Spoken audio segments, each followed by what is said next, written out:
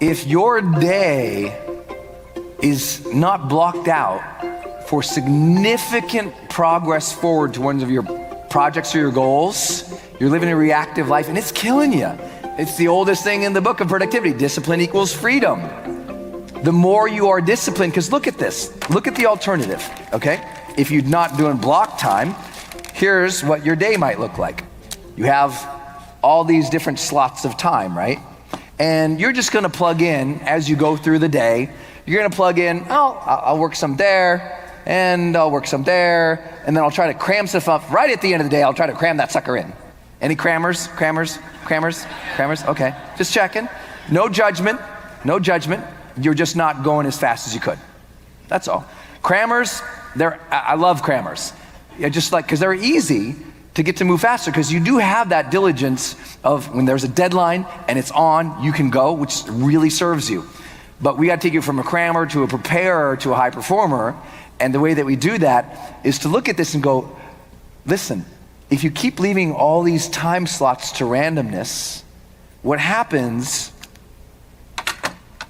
is they start to get filled with the big D.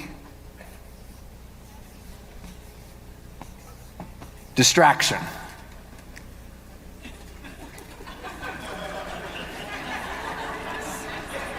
Some reason it seems like this hit home for some people. I don't know why. How many recognize what I'm talking about here? So now you add up, take this out. You might not be thinking too seriously about it, but let's say that's like a day. 1, 2, 3, 4, 5, 6, 7, 8 work hours. You didn't know I drew that on purpose. Now watch what happens. Let's scroll that down. Let's call it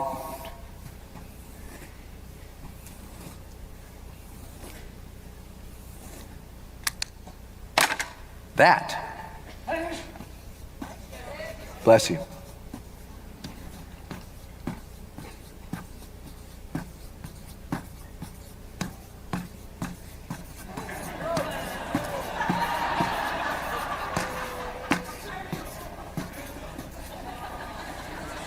If you leave your time to randomness, you are stealing from your greatness. If you leave your time to randomness, you are stealing from your greatness bit by bit, hour by hour, day by day, week by week, month by month, quarter by quarter, year by year, and decade by decade. And it's the little things like this where you're like, oh my gosh, I didn't get anything done. Because you've got all these random approaches to your day. And so for those who are like, but Brendan, I'm a free spirit.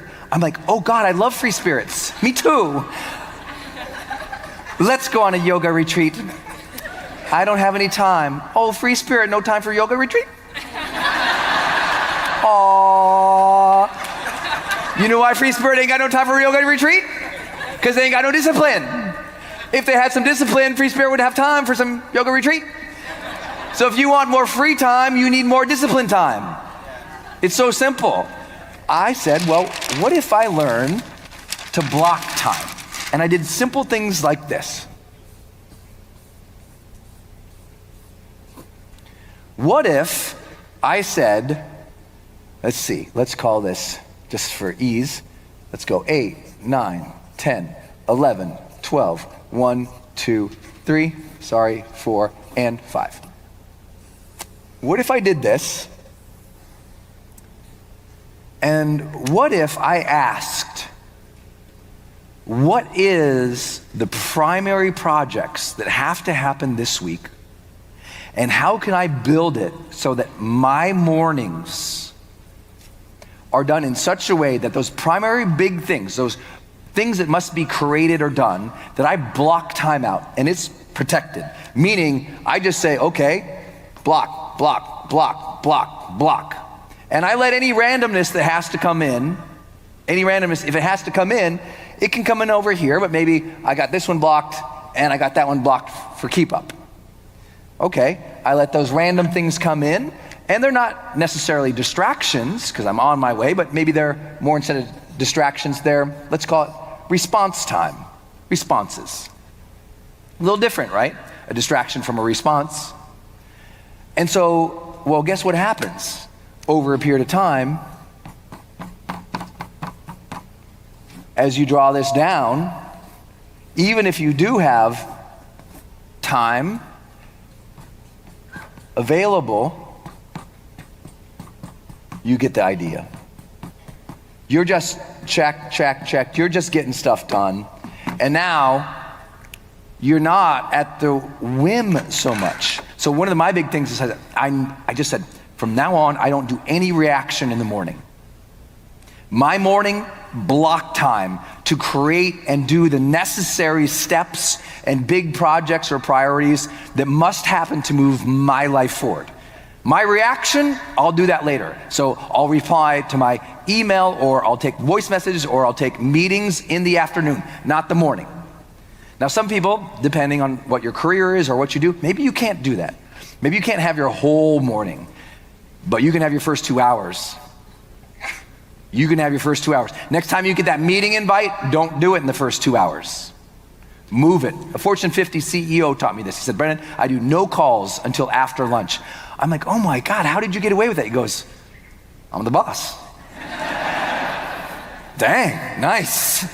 Now, hey, look, if you're customer service and you got to get to work and you got to start responding, that's one thing, that's customer service. But if you're the owner, the small business owner, or the leader, and you have the ability to either delegate or decide or let people wait on you, you do that. It's hugely important for you to get more block time, because listen, the more block time you have up front, the more freedom you gain on the back. More block time up front, more freedom on the back. More block time up front. So in other words, more scheduled time towards the things that matter, the more vacation time for you and your family. Now you're not like, I wish we could get vacation one day. You're like, oh my God, what are we gonna do with all this vacation? That's how you get ahead. Block time is everything. Everything. I meet people all the time. I'm gonna write a book one day. Show me. Show me the blocks of time that you're gonna write the book. Otherwise, it's not even a wish, it's not a dream, it's not a goal, it's not a project. It's barely a scant hope. If it doesn't land on the scheduler, if it's not in the calendar, you just won't do it. What you'll do is you'll fill all these blocks with the distractions. And all of a sudden, guess what? Your business is literally in the red. Your ability to celebrate, your ability to catch up, your ability to move forward, it's gone. So one of the easiest ways that I know a high performer is I say, come over here, open up your calendar, let me look at it. First thing I'll do when I'm coaching a big executive or an entrepreneur, let me look at your calendar. Well, let me tell you, no, give me the calendar.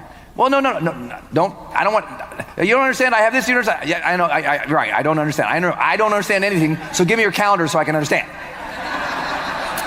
And I'll look at that calendar, and if it is not dang clear on their calendar what the activities, the projects, and the tasks are, that they are moving forward, then I know they're in a life of reaction. And taking somebody from a life of reaction to the charged life is so easy. Master that calendar, man. I should be able to walk in your life, look at your calendar, and go, ooh, this is clearly what she's building towards. This is clearly what he is developing in terms of competency. This is clearly what this person is all about and after in their life. There's all the things they're doing to learn. There's the seminars they're enrolled in, the certifications, the masterminds, or just here's the books that they're reading. I schedule out the books that I'm gonna read. Otherwise, I just gather a bunch of books, I put them on a shelf, and they look nice. I schedule the book. This book done this week. This book done this week. This book done this week. If I don't do that, then I'm just like, then what happens is when I have some free time, I ask my friends, so like what books are you reading? Oh, that sounds good. And I grab that book and now I'm completely reactionary and ultimately a lemming. If the only books you read, the only things you respond to, the only things that you do are issued to you by other people, then you're a follower, then you're conforming, then you're lacking that conscious drive that makes us feel so alive. When you are designing your day, designing your week, designing your life, you come back to life, and you all deserve that. So turn to the person left, right, shake them, say, design your life.